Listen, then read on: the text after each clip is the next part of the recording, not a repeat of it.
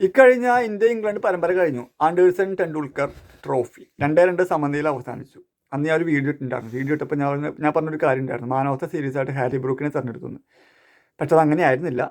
അതിലെൻ്റെ ദുഃഖം, എൻ്റെ ഖേദം, എൻ്റെ അപ്പോളജി അറിയിക്കുന്നു. അതങ്ങനെയായിരുന്നില്ല.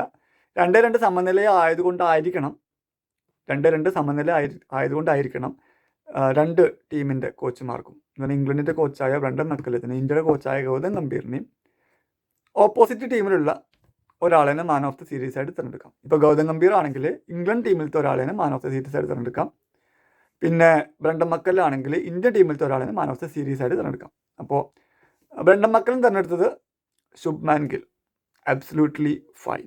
കാരണം leading run scorer 700 something runs Shubman Gill എടുത്തിട്ടുണ്ട്. ആബ്സല്യൂട്ട്ലി ഫൈൻ ആയിട്ടുള്ള നല്ലൊരു തീരുമാനമായിരുന്നു അത്.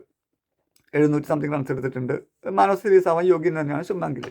ബ്രണ്ടൻ മക്കല്ലം അദ്ദേഹത്തെയാണ് തിരഞ്ഞെടുത്തത്. പക്ഷേ തിരിച്ച് ഇന്ത്യൻ ക്യാപ്റ്റൻ ഗൗതം ഗംഭീർ വന്നപ്പോൾ ഗൗതം ഗംഭീർ തിരഞ്ഞെടുത്തത് ഹാരി ബ്രൂക്കിനെയാണ്. അതാണ് ഞെട്ടിച്ചിരുന്നു. എന്തുകൊണ്ട് ഹാരി ബ്രൂക്ക് എന്ന് ചെയ്യുന്നു? നമുക്ക് നോക്കുകയാണെങ്കിൽ ഈ പരമ്പര മൊത്തമായിട്ട് നോക്കുകയാണെങ്കിൽ എൻ്റെ ഒരു പ്രഡിക്ഷനിൽ ഒന്നാം സ്ഥാനത്ത് മാൻ ഓഫ് ദ സീരീസ് ആയിട്ട് ഒന്നാം സ്ഥാനത്ത് വരേണ്ട ആൾ ജോ റൂട്ടാണ്. അമേസിങ് പെർഫോമൻസ് ആയിരുന്നു, നല്ല പെർഫോമൻസ് ആയിരുന്നു. ബോൾ കൊണ്ടും മോശമില്ലാത്ത പ്രകടനം എന്ന് പറഞ്ഞു കഴിഞ്ഞാൽ ആളൊരു പ്രോപ്പർ സ്പിന്നറല്ല, ഒരു പാർട്ട് ടൈം സ്പിന്നറാണ്. പക്ഷേ അദ്ദേഹം ഒന്നോ രണ്ടോ വിക്കറ്റ് എടുത്തിട്ടുണ്ടെന്ന് അറിയൂ. അങ്ങനെ ചെറുതായിട്ട് ബോൾ കൊണ്ടും ബാറ്റ് കൊണ്ട് മാസീവായിട്ടുള്ള എഫക്റ്റാണ്, ഇമ്പാക്റ്റാണ് ജോ റൂട്ട് ഉണ്ടാക്കിയിരിക്കുന്നത്. അത് കാരണം കൊണ്ട് ഞാൻ ജോ റൂട്ടിന് ഒന്നാമത് എൻ്റെ അത് കൊടുക്കും. രണ്ടാമത് കൊടുക്കുക ബെൻ സ്റ്റോക്സ്. അവസാന ടെസ്റ്റിൽ കളിച്ചിരുന്നെങ്കിൽ, അവസാന ടെസ്റ്റിൽ ഫുൾ ഫിറ്റിൽ ബെൻ സ്റ്റോക്ക് കളിച്ചിരുന്നെങ്കിൽ മിക്കവാറും ഇംഗ്ലണ്ട് ആ ടെസ്റ്റ് ജയിച്ചാണ്. അമ്മാതിരി ഇമ്പാക്റ്റാണ് ആ 4 ടെസ്റ്റിൽ ബെൻ സ്റ്റോക്ക് ഉണ്ടാക്കിയിരിക്കുന്നത്. As a captain, as a bowler, as a batsman, proper ഓൾറൗണ്ടറാണ്. ഏത് വകുപ്പിൽ നോക്കിയാൽ പോലും അദ്ദേഹത്തിൻ്റെ ഒരു വ്യക്തിഗത മികവ് അതിൽ കാണിച്ചിട്ടുണ്ട്. മാൻ ഓഫ് ദ സീരീസ് ആവാൻ എനിക്ക് രണ്ടാമത്തെ ചോയ്സ് ബെൻ സ്റ്റോക്സ് ആയിരുന്നു. പക്ഷെ നമ്മുടെ ഗൗതം ഗംഭീർ തിരഞ്ഞെടുത്തത് ഹാരി ബ്രൂക്കിനാണ്. അത് ഗൗതം ഗംഭീർ അദ്ദേഹത്തിന് അതിൻ്റെതായ കാരണം ഉണ്ടായിരിക്കാം. ഹാരി ബ്രൂക്ക് മോശം കളിക്കാരനല്ല, നല്ല കളിക്കാരൻ തന്നെയാണ്. പക്ഷേ ഹാരി ബ്രൂക്കിനേക്കാൾ ഒന്നും കൂടി ചാൻസ് അവർക്ക് ഉണ്ടായിരുന്നു.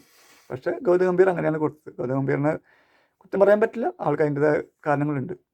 എനിക്കിത് പറഞ്ഞപ്പോൾ ഓർമ്മ വരുന്നത്, ഗൗതം ഗംഭീറിനോട് മെസ്സിയോ റൊണാൾഡോ ആരെയും ഇഷ്ടമെന്ന് ചോദിച്ചപ്പോൾ ഗൗതം ഗംഭീർ പറഞ്ഞ ഉത്തരം മാർക്കസ് റാഷ്ഫോർഡിൽ നിന്നാണ്.